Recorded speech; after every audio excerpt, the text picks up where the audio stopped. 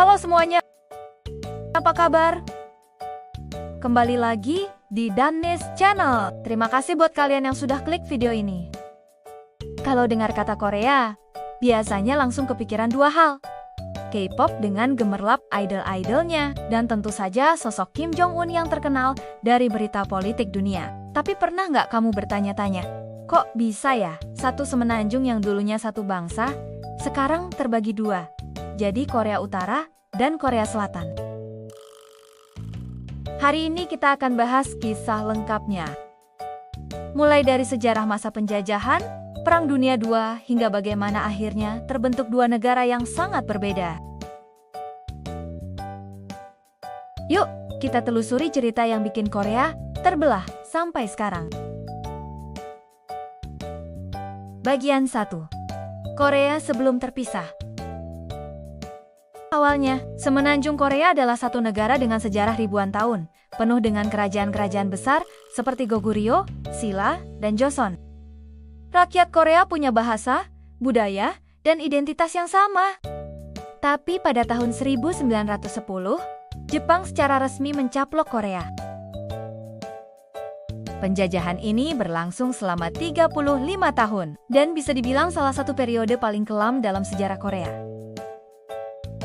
Banyak orang Korea dipaksa mengganti nama dengan nama Jepang, dilarang menggunakan bahasa Korea di sekolah, bahkan hasil panen rakyat sering dirampas untuk kebutuhan perang Jepang. Hidup di bawah penjajahan Jepang terasa sangat menindas. Tapi justru dari sini, lahir semangat perlawanan rakyat Korea yang kelak berperan besar dalam menentukan masa depan mereka. Bagian 2. Perang Dunia Kedua dan awal perpecahan. Situasi berubah drastis pada tahun 1945. Ketika Jepang kalah dalam Perang Dunia II secara otomatis, Korea pun terbebas dari penjajahan. Tapi ternyata, kebebasan ini tidak semanis yang mereka harapkan. Karena posisi Korea sangat strategis, dua kekuatan besar dunia ikut campur tangan, Amerika Serikat dan Uni Soviet. Mereka sepakat untuk membagi Korea menjadi dua zona. Korea Utara dikuasai Uni Soviet. Korea Selatan dikuasai Amerika Serikat. Awalnya, pembagian ini sifatnya sementara saja. Harapannya, setelah situasi stabil, Korea bisa disatukan lagi dalam satu pemerintahan. Tapi kenyataannya, kedua pihak membawa ideologi berbeda. Uni Soviet mendukung sistem komunis, sedangkan Amerika membawa sistem demokrasi.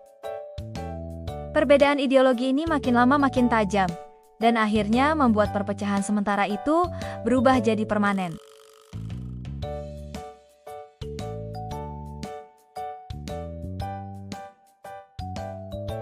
Bagian 3. Lahirnya dua negara. Pada tahun 1948, ketegangan antara dua kubu mencapai puncaknya. Di masing-masing wilayah terbentuk pemerintahan yang berbeda. Di utara, muncul pemimpin bernama Kim Il-sung yang membentuk Republik Demokratik Rakyat Korea alias Korea Utara dengan ideologi komunis. Di selatan, ada Syngman Rhee yang mendirikan Republik Korea alias Korea Selatan dengan sistem demokrasi. Sejak saat itu, untuk pertama kalinya dalam sejarah, semenanjung Korea secara resmi terbagi menjadi dua negara berbeda. Satu bangsa, satu bahasa, tapi dipisahkan oleh politik global. Perpecahan ini bukan hanya soal peta, tapi juga soal identitas. Bayangkan, keluarga yang tinggal di utara dan selatan tiba-tiba terpisah, tidak bisa lagi bebas bertemu. Dari sinilah awal mula luka panjang yang masih terasa sampai sekarang. Bagian 4. Perang Korea. Ketegangan itu akhirnya meledak jadi perang besar pada tahun ke-1950 Korea Utara, dengan dukungan Uni Soviet dan kemudian Tiongkok melancarkan serangan besar-besaran ke Korea Selatan. Tujuannya jelas, menyatukan Korea di bawah komunisme. Korea Selatan hampir saja kalah, tapi Amerika Serikat dan sekutunya turun tangan membantu. Perang ini bukan sekadar konflik lokal, tapi sudah jadi bagian dari Perang Dingin, yaitu perebutan pengaruh antara blok komunis dan blok demokrasi. Selama 3 tahun, garis depan perang maju mundur. Satu hari Korea Utara hampir menguasai seluruh semenanjung, Besoknya pasukan Korea Selatan dan sekutu berhasil merebut balik. Jutaan tentara dan warga sipil jadi korban, desa-desa hancur, kota-kota luluh lantak. Akhirnya, pada tahun 1953, perang dihentikan lewat gencatan senjata. Tapi penting dicatat, sampai hari ini tidak pernah ada perjanjian damai resmi. Itu artinya, secara teknis, Korea Utara dan Korea Selatan masih dalam keadaan perang, meskipun tidak ada pertempuran besar lagi. Gila kan? Bagian 5, Korea masa kini. Sejak Perang Korea berakhir, kedua negara berkembang ke arah yang sangat berbeda.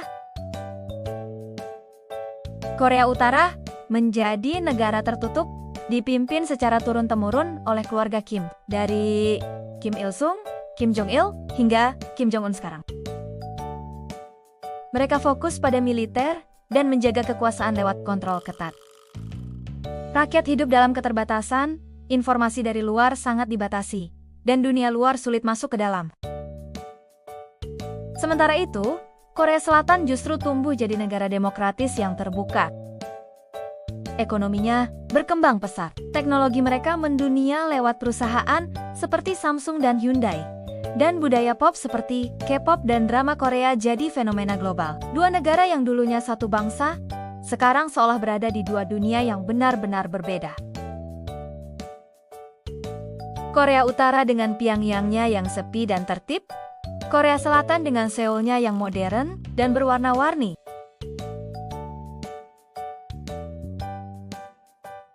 Penutup.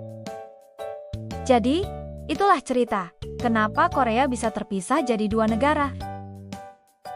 Semua berawal dari penjajahan Jepang, kemudian Perang Dunia II, masuknya pengaruh Amerika dan Uni Soviet, perbedaan ideologi, hingga pecahnya Perang Korea. Hari ini, Korea Utara dan Korea Selatan tetap berdiri sebagai dua negara terpisah dengan jalan hidup yang sangat kontras. Banyak orang masih berharap suatu hari Korea bisa bersatu kembali, tapi realitanya, jalan menuju persatuan itu sangat panjang dan penuh tantangan. Yang jelas, kisah ini jadi salah satu contoh nyata bagaimana politik global bisa mengubah nasib sebuah bangsa secara drastis. Gimana? Menarik kan sejarahnya? Kalau kalian suka dengan konten-konten edukatif kayak gini, jangan lupa like, komen, dan subscribe this channel ya. Aktifin juga loncengnya, biar nggak ketinggalan video-video seru lainnya. Makasih udah nonton video ini sampai akhir. Sampai ketemu di video berikutnya. Bye-bye!